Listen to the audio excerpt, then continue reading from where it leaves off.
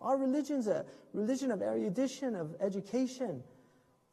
I mean, look at, you know, this country's fallen on hard times, right? I mean, you can see the jackass culture that's emerged, you know. I mean, these are like television programs, like where people do stupid things and to get famous. Sometimes they die, right? They just do things.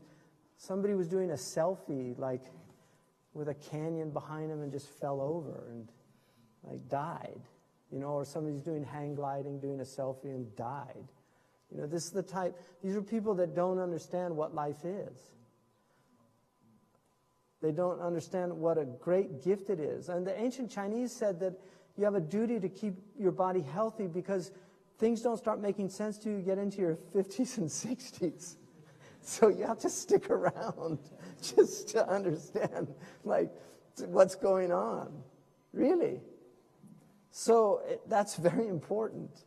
But unfortunately, you know, we've fallen on hard times. But overall, what's striking about Europe and Canada and these places is average people are articulate. You see them, they can talk, they can. In our community, you know, unfortunately, the level of education is so low in so many places. It's a tragedy. I mean, this is a religion where it's a fard ayn to learn how to read. You know, the Prophet ﷺ encouraged reading. He freed prisoners if they would teach 10 Muslims how to read. And we created the most literate civilization in human history. Iqra, bismi rabbika alladhi khalaq. I mean, the first command in the Quran is read. And, you know, readers are leaders, they say, right? That's something they say. Readers are leaders. Iqra warqa, read and rise. I wanted to start a movement in our community called Read and Rise, because I saw a map of the people that read the most books in the world. And the countries that were doing the best had the highest number of books read per year per capita. So there's a direct correlation to reading and human flourishing. Direct correlation. And we're not Rousseauian primitivists. You know, this romanticism that people have about aboriginals and primitive peoples. You know, there's a kind of romanticism a lot of people. Many primitive cultures were brutal. The Peruvian, they just found 150 children that were sacrificed by one of the Peruvian Indian cultures, right? A few hundred years ago. 150 children, ritual sacrifice. Human sacrifice was common in many parts of the world. And then there was a lot of fighting. This idea they were all living in nature and everything was wonderful. They were fighting constantly. The Irish tribes were constantly fighting. The Germanic tribes were constantly fighting. They were barbarians. This idea, though, it was all wonderful, living in nature, this Rousseauian fallacy.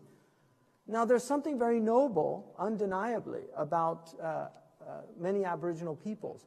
But if you want to see an amazing sign of what it was like in the pre-modern world, which is more Hobbesian than Rousseauian, in the pre-modern world, there's an image of an Amazonian Indian who meets this white man, and they're filming it. It's the first time this tribe ever saw anybody outside of the jungle.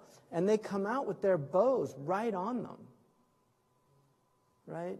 And if you read Lewis and Clark's travel log, when they would meet Indian tribes, they would get the reason they brought the girl, Sacagawea, right? The reason they brought her was because Native Americans tended not to attack parties that had women and children, generally. Not always, but generally, that was a principle.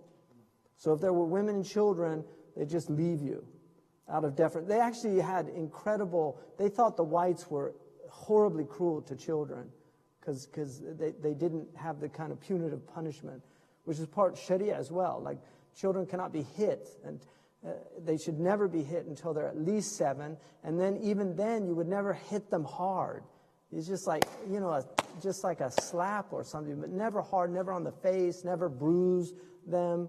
You know, physical violence against children is criminal activity. But, and also Benjamin Franklin wrote an essay about the Native Americans. He said one of the things about the whites that went native, right, they didn't want to come back, right? So Many, and the Native American peoples had many, many virtuous qualities, undeniably. But they also had a lot of war. And between tribes, the Pawnee and the Lakota were fighting before. The Pequods were wiped out because their natural enemies allied with the English immigrants to wipe them out. And there were a lot of alliances between Native Americans and the English to fight their natural enemies before they came. This is all history. So romanticizing this kind of primitive past is very dangerous for our community. We're people that believe in learning, erudition. We believe in scholarship. We honor scholars. It doesn't mean we don't dishonor. And one of the beauties of Islam is they always honored Aboriginal peoples. They never belittled them. They never held them in contempt because they were Aboriginal. Our Prophet ﷺ was raised by Aboriginals. And the Quran clearly states, وَجَعَلْنَاكُمْ شُعُوبًا وَقَبَائِلًا. We made you peoples and we made you tribes. So these are the two ways human beings exist in the world. And this is why Mauritania is unique in that these are Aboriginal peoples that are people of great erudition. They're unique amongst Aboriginals. And this is a testimony to Islam.